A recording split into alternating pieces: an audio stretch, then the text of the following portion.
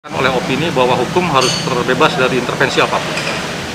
Bahwa publik menilai boleh, tapi jangan mengintervensi keputusan hukum.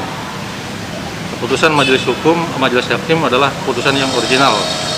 Majelis hakim telah bermusyawarah nanti kan melalui berbagai macam pendekatan, aspek yuridis, aspek formil, aspek material gitu kan, akan dikaji dan hormati nanti keputusannya seperti apa. Dan saya pun pasti akan menghormati gitu kan. Apabila tidak puas ya tentu ada pintu hukum, upaya hukum yaitu banding gitu kan. Baik jaksa penuntut maupun saya sama haknya. Seperti itu.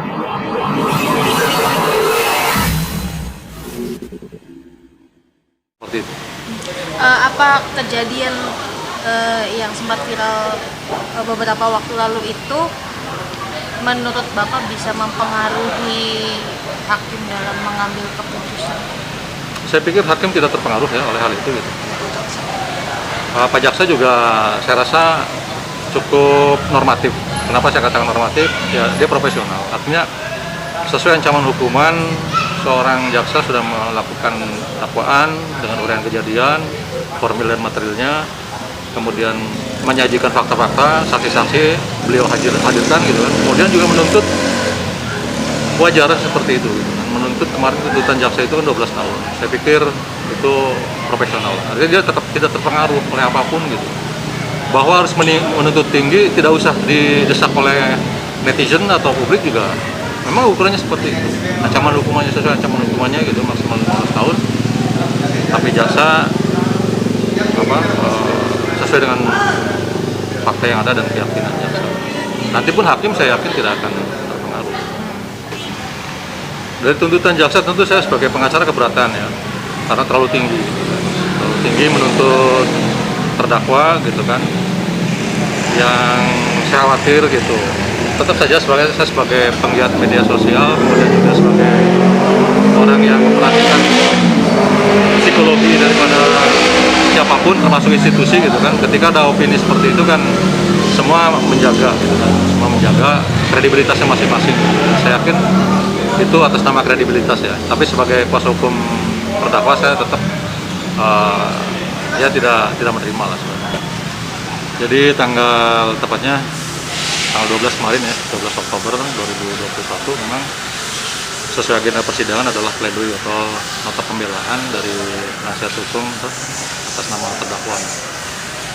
Jadi hak tersebut sudah kita tunaikan gitu kan, yaitu dalam menyampaikan nota pledoi terkait perkara dugaan persetubuhan dengan anak di bawah umur. Jadi substansi daripada pledoi itu adalah bagaimana seorang penasihat hukum membuktikan melalui fakta-fakta persidangan terkait dengan ada atau tidaknya terbukti secara hukum gitu kan, bukan terbukti secara opini bahwa telah terjadi sebagaimana dakwaan jaksa. Sehingga dalam kesempatan kemarin saya buktikan semua yang sudah berlangsung di persidangan, dari mulai saksi neneknya dari Ananda, anak korban gitu kan, Nenek Cici, kemudian tatenya juga, kemudian teman daripada waktu mengaji di musola Sutkon ya, musola di sana di tempat kejadian perkara itu sudah menyampaikan kesaksiannya dan memang tidak ada yang melihat secara langsung dari kesemua saksi itu. Dan yang disimpulkan dari awal itu dari neneknya anak korban itu hanya adanya perubahan fisik pada organ tubuh. Itulah yang menjadi kesimpulan waktu itu dari keluarga bahwa telah terjadi. Kemudian juga memang ada pengakuan dari korban bahwa telah terjadi persetubuhan gitu, dengan uraian sangat lengkap. Yang pertama di rumahnya, yang kedua di musola. Musola ini sulit dibuktikan. Padahal waktu itu di sekitar ngaji anak-anak itu jaraknya 10 meter. Tidaklah mungkin terjadi sesuatu gitu kan, dimana 10 meter itu mereka tidak mendengar apapun dari banyak santri yang ngaji waktu itu, karena waktunya selepas maghrib dan menjelang isya gitu. Sehingga dari durasi waktu yang sangat pendek itu kecil kemungkinan gitu, dan sulit dibuktikan bahwa telah terjadi hal yang sebagaimana didakwakan. Bahwa betul ada saksi melihat pada saat waktu itu mengantar kopi ke gudang yang dimaksud, gudang yang dimana disebutkan sebagai tempat berlangsungnya persetubuhan. Itu ketika saya tanya di persidangan, saksi mengatakan masih berpakaian lengkap. Pada saat saksi mengantarkan kopi bagi terdakwa. Jadi ditambah juga keterangan dari saksi ahli yang mana Dr. Sis menyampaikan bahwa kerusakan itu jadi karena memang waktu sudah lama dikatakan sebagai luka lama. Kemudian dari pecahnya selaput darah itu terjadi robekan jarum dari 9 ke 14 itu tidak selalu gitu. Hasil keterangan saksi ahli tidak selalu diakibatkan oleh benda tumpul, penis atau katakanlah persetubuhan. Bisa saja oleh sebab yang lain. Tapi kalau kita mencoba kemudian terus mengurai gitu kan dari fakta-fakta yang ada. Dan saya sebagai penasihat hukum tentu akan membela kepentingan terdakwa.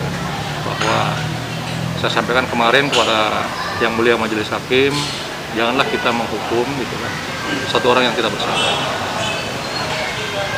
Lebih baik membebaskan 1.000 orang yang diduga bersalah daripada menghukum satu orang saja yang tidak bersalah atau tidak cukup dipersalahkan. Nah, saya sudah menyampaikan pledoi saya minta dibebaskan dari segala dakwaan dan dilepaskan dari segala tuntutan, dari intervensi apapun. Bahwa publik menilai boleh, tapi jangan mengintervensi keputusan hukum. Keputusan majelis hakim adalah keputusan yang original. Majelis hakim telah bermusyawarah nanti kan melalui berbagai macam pendekatan, aspek yuridis, aspek formil, aspek material gitu kan, akan dikaji dan hormati nanti keputusannya seperti apa. Dan saya pun pasti akan menghormati gitu kan. Apabila tidak puas ya tentu ada pintu hukum, upaya hukum yaitu banding gitu kan. Baik jaksa penuntut maupun saya sama haknya. Lalu nanti berarti minggu depan itu agendanya berarti putusan majelis hakim. Jika putusan itu tidak sesuai dengan ekspektasi saya sebagai kuasa hukum terdakwa ya saya pasti banding. Melakukan banding. Ya, saya pasti akan koordinasi dengan terdakwa apakah banding ataukah menerima ataukah seperti apa nanti kan. Saya yakin jaksa pun sama, memiliki hak yang sama.